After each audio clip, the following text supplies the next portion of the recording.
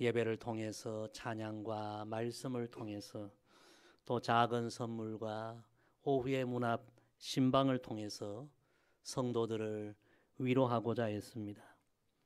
예배를 다 마치고 오후 문 앞 신방을 다 마치고 집으로 돌아가는데 몸은 피곤하지만 제 마음이 참 기쁜 것입니다. 왜 이렇게 마음이 기쁠까? 그 이유를 생각해 보았습니다. 몸은 좀 피곤하지만 예배를 통해서 또 우리 3대가 부르는 그 찬양을 또 들으면서 또 문 앞 신방을 통하여 오랫동안 만나지 못했던 여러 성도들 얼굴을 반갑게 만나면서 그런 그 모든 것을 통하여 성도들에게 위로를 주기 위하여 위로 주일을 정했는데 생각해 보니 오히려 제가 참 위로를 많이 받은 것 같아서 참 마음이 기뻤던 것입니다. 그래서 제가 깨달았습니다. 그렇구나. 누군가를 위로하면 우리가 위로를 받는구나. 위로하면 위로를 받는구나. 예수님이 말씀하셨어요. 긍휼히 여기는 자는 복이 있나니 그들이 긍휼히 여김을 받을 것이며. 여러분, 이것이 신비한 영적인 법칙입니다. 그렇습니다. 모두가 다 위로가 필요한 시대입니다. 우리 그리스도인들은 주님이 우리를 위로해 주신 것처럼 누군가를 위로하는 삶을 살아야 합니다. 성 프란시스의 평화의 기도, 주여 나를 평화의 도구로 써주소서, 그 기도 가운데 이런 내용이 있지 않습니까? 위로받기보다는 위로하며.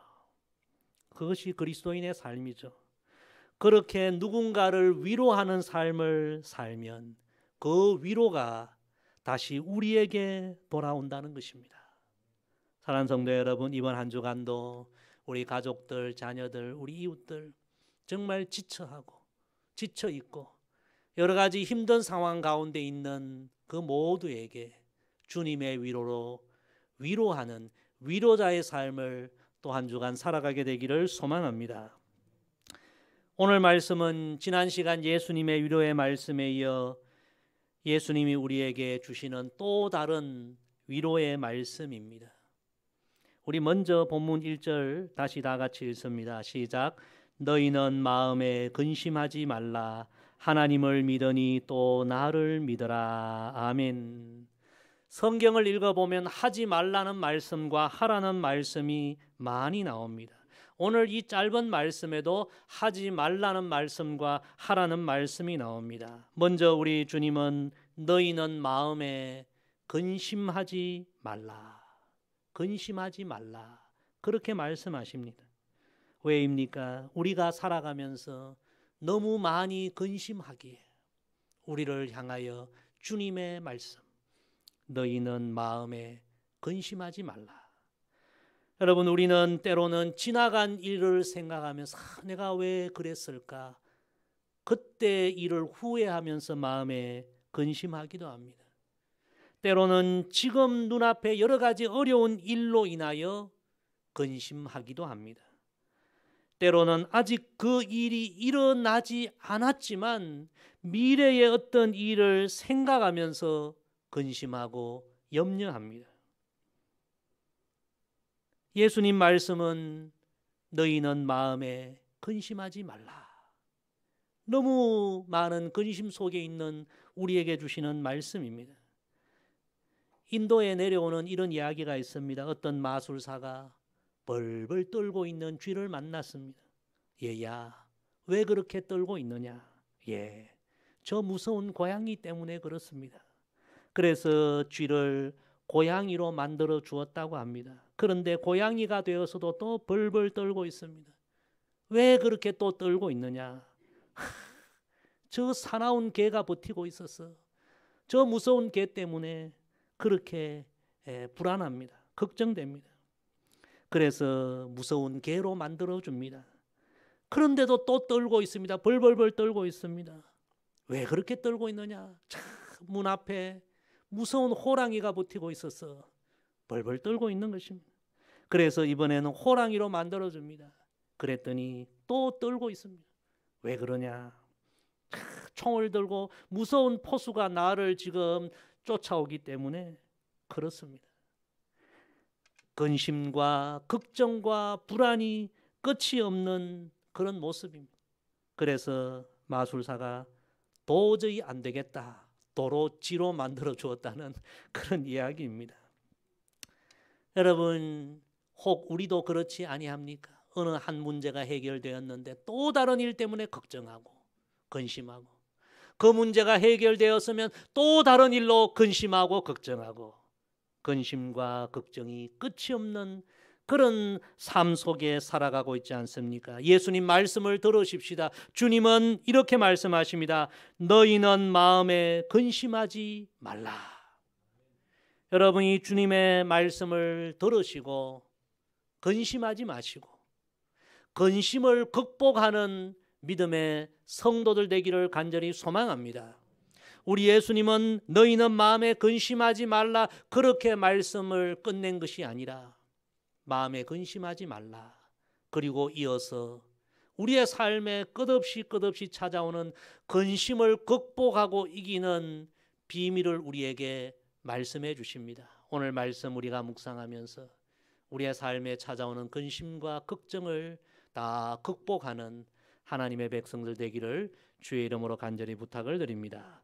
자, 그 길을 우리가 한번 찾아봅시다. 첫 번째, 예수님은 이렇게 말씀하십니다. 하나님을 믿으니 또 나를 믿어라. 따라합시다. 하나님을 믿으니 또 나를 믿어라. 우리가 근심, 걱정을 극복할 첫 번째 주님의 말씀입니다. 먼저 우리가 주목할 부분은 믿으라는 말씀입니다. 하나님을 믿으니 또 나를 믿어라. 여러분, 믿으면 근심을 극복할 수 있습니다. 오늘 이 믿으라는 말씀, 여러분 눈을 크게 뜨고 한번 자세히 보세요. 작은 숫자가 붙어 있죠. 아래로 쭉 내려가면 또는 믿고 그렇게 관주가 붙어 있습니다. 그래서 이 말씀은 두 가지로 해석합니다. 첫째는 하나님을 믿듯이 나를 믿어라, 예수님의 말씀이고요. 동시에 하나님도 믿고 나도 믿으라, 그런 말씀으로도 해석이 가능합니다. 성도 여러분, 우리의 삶에 근심한다고 해결되는 일이 하나라도 있습니까? 걱정한다고 해결되는 일이 하나라도 있습니까? 근심과 걱정은 오히려 우리 마음을 힘들게 하고 때로는 우리의 마음을 병들게까지 합니다. 예수님 말씀 들어야 합니다. 너희는 마음에 근심하지 말아라. 대신에 우리가 해야 할 일, 그것은 우리의 근심을 능히 해결하실 전능하실 하나님을 믿고, 그리고 우리를 위하여 십자가에 죽으시기까지 우리를 사랑해 주시는 예수님의 사랑을 믿고 또 믿으라. 성도 여러분, 근심에 함몰되어 살지 마시고 하나님의 능력과 예수님의 사랑을 믿고 또 믿으면서 근심을 다 이겨나가는 우리 모두가 되기를 소망합니다. 여러분, 그럼 문제는 믿음입니다. 어떻게 믿음이 생깁니까? 어떻게 하나님에 대한 믿음, 예수님에 대한 믿음, 근심을 극복할 수 있는 믿음이 생깁니까? 참된 믿음은 하나님이 어떤 분이신지, 예수님이 어떤 분이신지를 제대로 아는 것에서부터 시작이 됩니다. 다시 말하면 하나님에 대한 바른 지식, 예수님에 대한 올바른 지식에서부터 믿음이 생기는 것입니다. 그래서 하나님은 호세아 선지자를 통해 이렇게 백성들에게 말씀하십니다. 내 백성이 지식이 없어 망하는도다. 여기서 여러분, 이 지식이라는 것은 하나님을 아는 지식을 의미하는 것입니다. 하나님을 믿는다고 하지만 하나님의 능력과 하나님의 사랑이 얼마나 놀랍고 위대한지 제대로 하나님에 대해 아는 지식이 없으니 믿음이 자꾸 약해지고 결국에는 다 어려운 일 앞에 무너지고 만다는 말씀입니다. 그래서 하나님께서 호세아 선지자를 통하여 호세아 6장 3절에서 그 유명한 말씀을 이렇게 선포해 주십니다. 그러므로 우리가 여호와를 알자, 힘써 여호와를 알자. 성도 여러분, 하나님이 얼마나 위대하신 분인지, 하나님이 얼마나 우리를 사랑하시는지 제대로 알면 우리 앞에 있는 근심을, 걱정거리를 우리가 극복할 수 있는 것입니다. 왜 자꾸 믿음이 약해집니까? 왜 자꾸 근심하고 걱정합니까? 하나님을 제대로 몰라서 그렇습니다. 이사야 선지자는 전능하신 하나님을 믿으면서도 믿음이 자꾸 약해져 가고 여러 가지 상황 앞에 절망하고 낙심하는 백성들에게 이렇게 선포합니다. 이사야 40장 말씀입니다. 너는 알지 못하였느냐? 듣지 못하였느냐? 영원하신 하나님 여호와 땅끝까지 창조하신 이는 피곤하지 않으시며 곤비하지 않으시며 명철이 한이 없으시며 피곤한 자에게는 능력을 주시며 무능한 자에게는 힘을 더하시나니 소년이라도 피곤하며 곤비하며 장정이라도 넘어지며 쓰러지되 오직 여호와를 앙망하는 자는 새 힘을 얻으리니 독수리가 날개치며 올라감 같을 것이요 다른 박질하여도 곤비하지 아니하겠고 걸어가도 피곤하지 아니하리로다. 할렐루야. 주 여호와를 앙망하는 자 새 힘을 얻으리로다. 독수리같이 날개를 치며 높이 높이 푸른 창공 나르네 뛰어가도 고단치 않고 걸어가도 피곤치 않네. 할렐루야. 여러분, 하나님이 어떤 분인지 제대로 알고 있습니까? 하나님이 어떤 분인지 제대로 알고 믿으면 어떤 어려운 상황 속에서도 독수리가 하늘로 쫙 비상하는 것 같이 근심과 걱정과 어려움과 두려움과 불안을 이길 영적인 힘을 얻게 된다는 하나님의 말씀입니다. 성도 여러분, 왜 자꾸 근심합니까? 왜 자꾸 믿음이 약해집니까? 호세아를 통해 주신 말씀, 하나님을 제대로 알지 못해서 그렇습니다. 근심과 걱정이 몰려올 때 다시 성경을 펴시고 하나님이 어떤 분인지를 확인하시기를 바랍니다. 하나님의 능력을 여러분 확인하시고 예수님의 사랑을 확인하시고 하나님에 대하여 예수님에 대하여 더 힘써 알아가는 우리 모두가 되기를 간절히 소망합니다. 요즘 세상이 너무 빨리 급변하다 보니까 우리가 세상의 정보와 지식을 아는데 얼마나 많이 힘을 씁니까? 그것도 중요하지만 우리 그리스도인들은 하나님이 어떤 분인지 제대로 알아야, 예수님이 어떤 분인지 제대로 알아야 근심을 극복하고 두려움을 극복하게 되는 것입니다. 성도 여러분, 말씀을 가까이 하십시오. 성경을 묵상하십시오. 하나님 알기를 힘쓰십시오. 그리하여 여러분의 믿음이 근심, 걱정을 이기는 그런 견고한 믿음이 되기를 주의 이름으로 축복합니다. 우리 2절 말씀 계속해서 읽습니다. 시작. 내 아버지 집에 거할 곳이 많도다. 그렇지 않으면 너희에게 일렀으리라. 내가 너희를 위하여 거처를 예비하러 가노니. 아멘. 근심을 극복하는 두 번째 주님의 말씀입니다. 내가 너희를 위하여 거처를 예비하러 가노니. 오늘 첫 번째 주목할 말씀은 믿음이었고요. 두 번째 주목할 말씀은 예비하러 가노니. 예비라는 말씀입니다. 주님은 아무 근심 걱정하지 말고 첫째는 나를 믿어, 그렇게 말씀하셨고요. 이어서 주님은 우리가 소망하는 가장 좋은 그것을 예비하시고 준비하러 가신다는 이 사실을 또한 믿으라고 말씀하십니다. 너희를 위하여 거처를 예비하려 가노니. 여러분, 이 말씀을 믿으시기를 바랍니다. 이 말씀을 한번 곰곰이 생각해 보십시오. 여기서 이 거처라는 의미는 두 가지로 해석할 수 있습니다. 첫째는 우리가 다 소망하는, 누구든지 소망하는 영원한 천국을 의미하는 것입니다. 우리 주님은 지금도 우리를 위하여 영원한 천국을 준비하심을 여러분 믿으시기를 바랍니다. 동시에 이 거처는 우리 개인적으로 적용해 볼 수 있습니다. 지금 우리가 여러 상황이 어렵고 힘들지만 우리가 꿈꾸는 그 무엇이 있습니다. 소망하는 그 무엇이 있습니다. 간절히 바라는 미래의 어떤 아름다운 아름다운 날이 있습니다. 하나님은, 우리 주님은 바로 우리가 간절하게 원하고 소망하고 꿈꾸는 그날, 그 상황을 지금 예비하고 계신다. 준비하고 계신다. 여러분 이 진리를 믿으시기를 바랍니다. 요즘 우리 국민들의 가장 걱정 근심 가운데 한 가지, 미래에 대한 가장 큰 걱정 가운데 하나, 그것은 주택 문제입니다. 우리나라는 최근에 집값이 너무너무 올라버렸습니다. 그래서 특히 우리 청년들이 미래에 대한 이 걱정 근심이 그 어느 때보다 많습니다.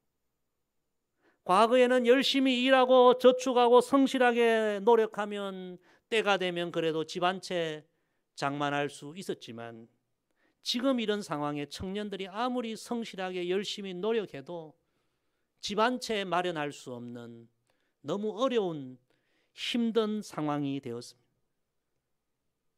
그래서 좌절하는 청년들이 많고요. 그리고 엉뚱한 다른 생각을 하는 청년들이 많고, 참 이런 상황을 보면 참 가슴이 아프죠. 어떻게 생각하면 눈앞에 이런 현실들이 우리를 좌절시킵니다.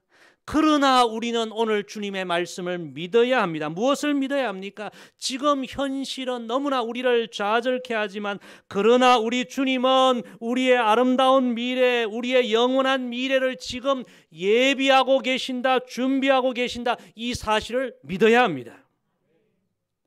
우리가 이 믿음을 갖고 매일매일 절망의 광풍이 우리를 휘몰아치지만 우리는 근심하고 걱정하고 좌절하고 주저앉아 있을 것이 아니라, 이런 상황 속에서도 우리의 미래를 예비하시고 준비하시는 주님께 우리의 미래를 맡기며 우리에게 주어진 하루하루의 삶을 우리는 성실하게 살아야 합니다. 그래서 여러분, 믿음은 맡기는 것입니다. 따라합시다. 믿음은 맡기는 것입니다. 지금 상황이 불안하고 두렵고 여러 가지 염려가 되어도 가장 좋은 그날을 준비하시는 주님께 우리의 미래를 맡기는 것입니다.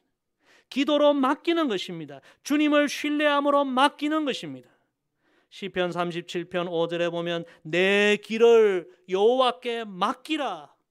그를 의지하면 그가 이루시고. 베드로전서 5장 7절에 보면 너희 염려를 다 주께 맡기라. 이는 그가 너희를 돌보심이라.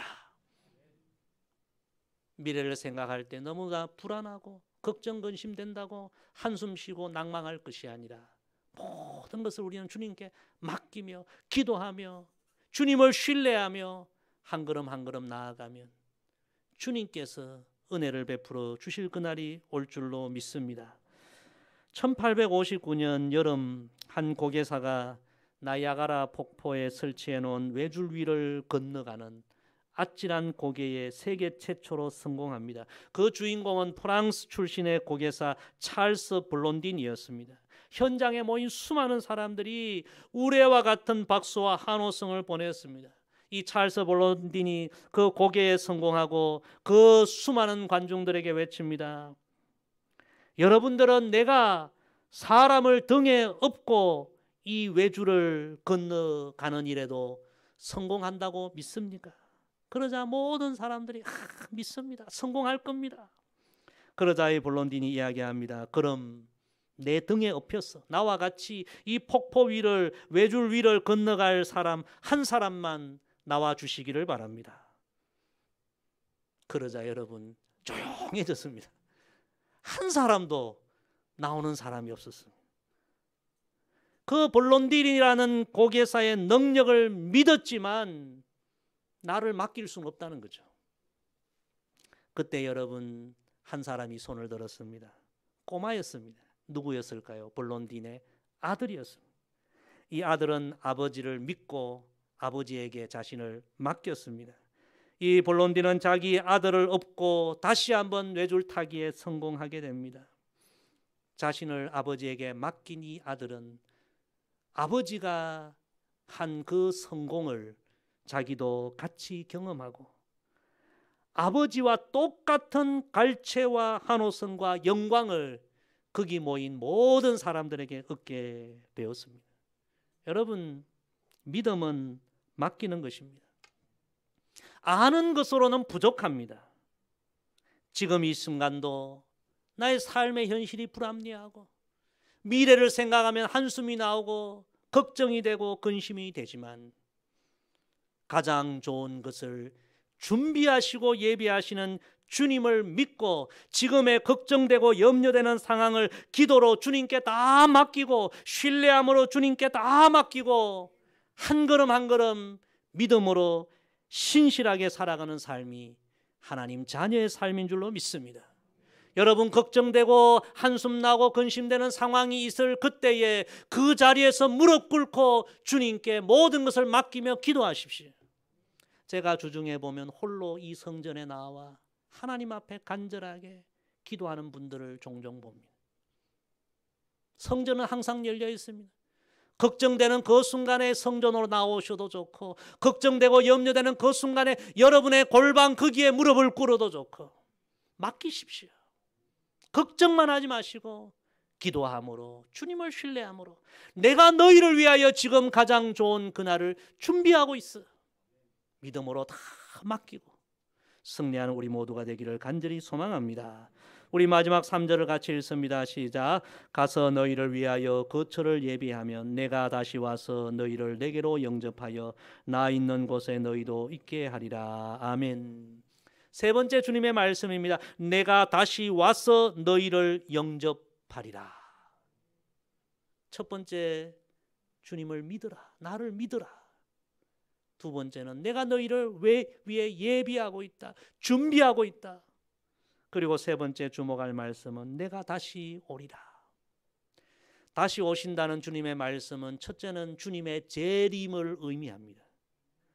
그리고 동시에 이 다시 오신다는 이 주님의 말씀은 우리에게 주님께서 계획하신 주님의 시간, 하나님의 시간이 우리에게 있고 그 시간이 우리에게 다가오고 있다는 말씀으로도 해석할 수 있습니다. 우리나라 말로는 시간이란 단어 하나밖에 없습니다. 그런데 신약 성경을 기록된 이 헬라어 말에는 시간이란 말이 두 가지가 있습니다. 여러분 많이 들어보셨을 거예요. 첫째는 크로노스라는 시간이 흘러가는 시간입니다. 시간이 쭉 흘러가지 않습니까? 흘러가는 시간, 크로노스. 그리고 또 하나의 시간이 있는데 이 시간은 흘러가는 시간 속에서 어떤 결정적인 사건이 일어나는 바로 그 시간, 이것을 카이로스라고 합니다. 여러분, 하나님의 시간은 하나님의 카이로스를 의미하는 것입니다. 흘러가는 시간 속에서 어느 한순간 하나님이 일하시고 하나님이 역사하시는 하나님의 은혜의 시간을 의미하는 것입니다. 우리 하나님의 백성들은 현재 시간이 불안하고 어렵고 힘들지라도 주님께서 가장 좋은 날을 준비해 주시고 주님의 시간, 하나님의 카이로스가 있고 그 시간이 점점 다가오고 있다는 사실을 믿고 소망을 잃지 말아야 하는 것입니다. 이사야 선지자는 이사야 28장 5절에서 나라를 잃고 정말 절망 가운데 낙심하고 있는 백성들에게 이렇게 선포합니다. 그날에 만군의 여호와께서 자기 백성의 남은 자에게 영화로운 면류관이 되시며 아름다운 화관이 되실 것이라. 여기서 중요한 말씀이 그날입니다. 그날이 있고 그날이 온다는 것입니다. 하나님께서 너희를 위하여 준비하시고 일하시고 은혜를 베푸시는 하나님의 카이로스, 하나님의 결정적인 시간이 다가오니 그날을 소망하며 근심과 걱정과 염려와 두려움, 불안을 다 극복하라는 주님의 말씀입니다. 성도 여러분, 다윗도 광야에서 눈물 흘리던 때가 있었습니다. 미래가 전혀 보이지 않는, 그러나 하나님의 카이로스가 마침내 그에게 다가와서 이스라엘의 왕으로 세워지지 않습니까? 요셉도 감옥에서 눈물을 흘리던 때가 있었습니다. 미래가 캄캄합니다. 그러나 요셉에게도 하나님의 카이로스, 하나님의 시간이 왔습니다. 애굽의 총리로 세움받게 된 것입니다. 성도 여러분, 여러분 각자에게도 하나님의 카이로스가 있고 그 시간이 다가온다는 사실을 절대로 여러분 잊지 마시기를 바랍니다.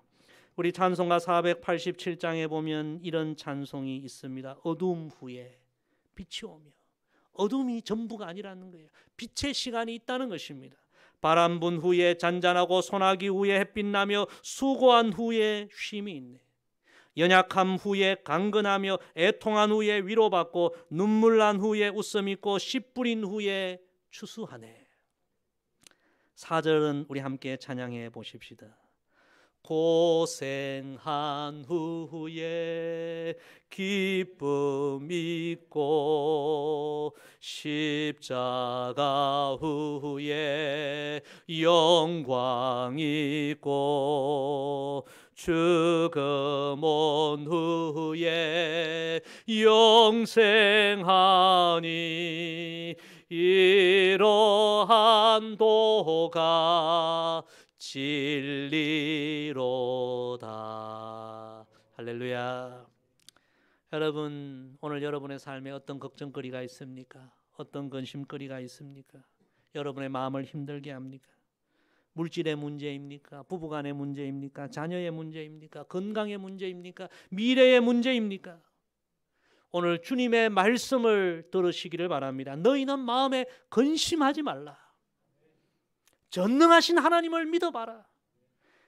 너희를 위하여 내 목숨까지 바쳤는데 내가 얼마나 너희를 사랑하고 있는지 나를 믿어보아라.